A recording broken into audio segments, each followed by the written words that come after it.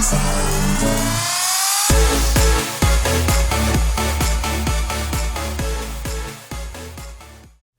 guys, and welcome to another episode of Fitness, Food, and Fashion. I'm your host, Brooke Goldstein, and we are here with Mike Smith.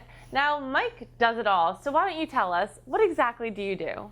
Okay, well, pretty much do everything in this field as far as fitness. I do a little bit of everything. I'm a personal trainer. I do nutrition on the side, online coaching. I pretty much do a lot of my stuff in person because online I feel like it's a little bit too much because I like to get more involved with the client, sit down, talk to the person, see them in person. A lot of web design, videography, things like that. I have online clients all over the place as far as doing web design, running online stores. I own Never Quit Performance. That's another side job that I have. It really should eventually take over, and I want it to be my main job. But right now it's just, in the process. And what is Never Quit Performance? What is Never Quit Performance? Yes. Okay. Well, I'm actually wearing some Never Quit Performance stuff right now. Rocking the hat. Love it. Embroidered. This is actually a shirt. It's called Grip It. Grip It is actually a new line of grip shirts that I'm making. Wow. You ever hear of these? No, I haven't. Okay, so grip shirts, there's actually 2 brands out there that make grip shirts. So what it does is it lets you grip the bar when you're benching or squatting, right? Or when you're squatting, you're gripping the bar. When you're bench pressing, you want to keep a nice good arch on the bench. So this is going to actually help you grip onto the bench. If you can see that there. Look at that. That's actually silicone printing. This is actually a prototype, and they're actually being manufactured right now, and they should actually be done. Today's Thursday. They should be done being manufactured today. That's awesome. Yeah. I think it's going to take off really big. Yeah, so that's one thing that I have coming out for Never Quit, and I appreciate that. Hopefully it does, because that's the plan.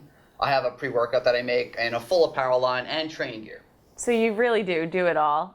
Yes, and I like to do, I have YouTube too, and I like to get on YouTube and have fun with making videos, because that's my second love, is production. So one of your favorite videos that you made is definitely the macro video. That's your favorite one? Oh yeah, it's so funny. Thank you. If you guys haven't seen it, you have to check it out. So macros are becoming the biggest crave if it's your macros. Can you explain a little bit about that diet? Well, that's why I made a song about it, because I love macros and I love flexible dieting, and I think it's the best way to go about doing things. But there's a lot of misconceptions with macros. And there are a lot of arguments, and there's people on the clean eating side, there's people on the macro side, the dirty macro side. What's the difference between clean eating and flexible dieting? Right. That's what everyone pretty much asks. And this is a big problem because a lot of people get caught up into just the small little stupid questions that don't matter. Someone's like, all right, I want to do clean eating, and I can't do macronutrients, and if it fits your macros because they're eating dirty foods. Yeah. But they're still doing macros. Even if you're doing clean eating, and you're following a meal plan, it's still macronutrients no matter how you break it down. And if you're doing, say, Weight Watchers, it's still macronutrients, it's just broken down into points. And there's all these different types of ways to break down macronutrients. I just like flexible dieting because it gives you a healthier relationship with food and hopefully a healthier relationship with your body. So with flexible dieting, it really doesn't matter what you're eating, just if you're hitting your numbers? No, it does matter what you're eating. Let's say, for instance, you, right? What do you weigh? I'm like 125. Okay, so you're 125 pounds. So you're on the lighter end of the scale. You're not going to be able to eat or fit 3 slices of pizza into your day. So you might be able to eat 3 slices of pizza, and that would fit your fat and your carbohydrate intake, but you wouldn't hit your fiber goals. Sure. And you wouldn't hit any micronutrients. So this is a problem. So you could hit your numbers as far as protein, carbs, and fat, but fiber is a big key that a lot of people miss. That's very important. So you need to eat the correct amount of micronutrients, mixture of fiber, and then your protein, carbs, and fat. Oh, interesting. Yeah. Well, we'll be right back to talk more about macros with Mike. Hi,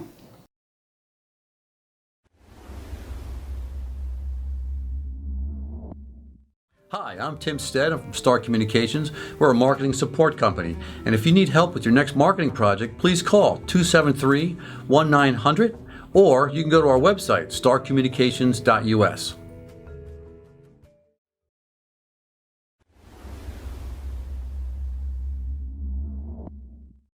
Welcome back. We are here with the Macro King. So how would I figure out my own macros? How would you figure out your own macros? Good question. Okay, so there's a lot of different questions that would go into figuring out your macros. For you specifically, first I would need to know, what is your goal? What are you going about macros for? Are you trying to lose fat? Are you trying to maintain your weight? Trying to be a powerlifter? Are you trying to be a bodybuilder? Are you trying to be a figure girl? What do you want to do? So that's going to be the most important question.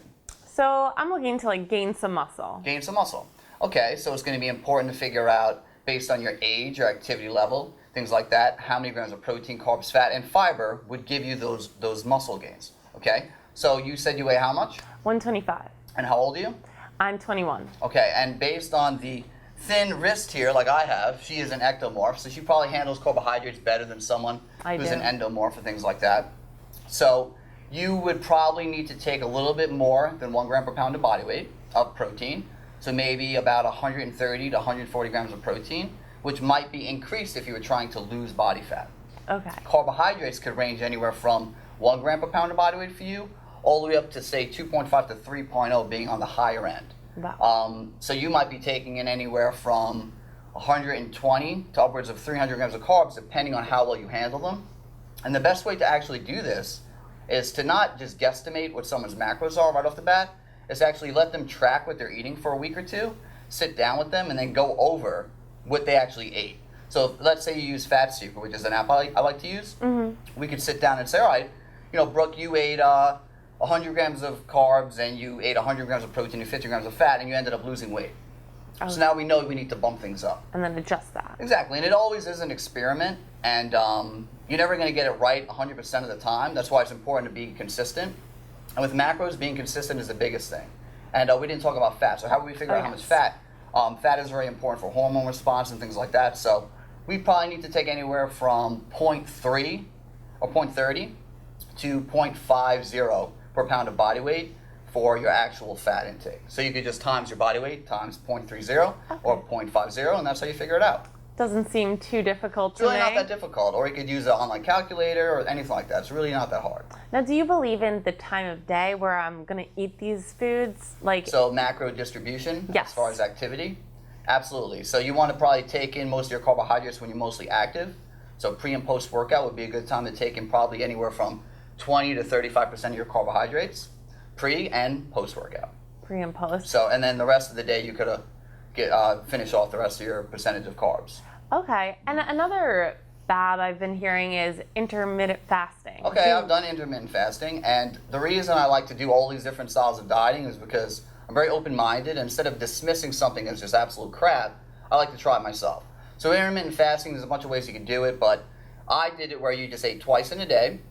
I actually trained fasted, which I don't even recommend anymore, but I did it just because I wanted to see how I'd feel. And you'd eat all your food in a very small window. Maybe you eat all your food in a 4 to 6 hour window, and the rest of the time you're fasting. How did you feel doing that? At first, really weird, and because I'm used to eating I eat 700 grams of carbs a day right now. Wow.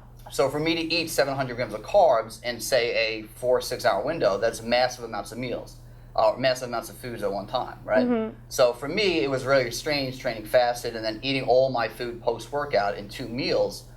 Training fasted, I didn't feel as much energy, but over time, my body started to get used to it, and I wasn't even hungry anymore when I was fasting. Oh, wow. So it definitely would be beneficial for someone who's more overweight, a very busy lifestyle, and can't eat as frequently as someone like me and you. Right, but you prefer to just track your macros. I prefer to eat 5 or 6 times a day, and even when I did intermittent fasting, I was still tracking my macros.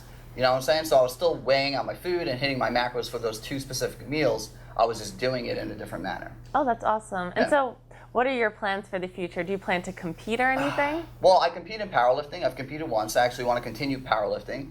I'm not a big fan as far as bodybuilding. I like doing bodybuilding style movements and things like that, but me getting on stage in a thong with a beard and my tattoos, it's not really for me. It was at one point. I wanted to be there.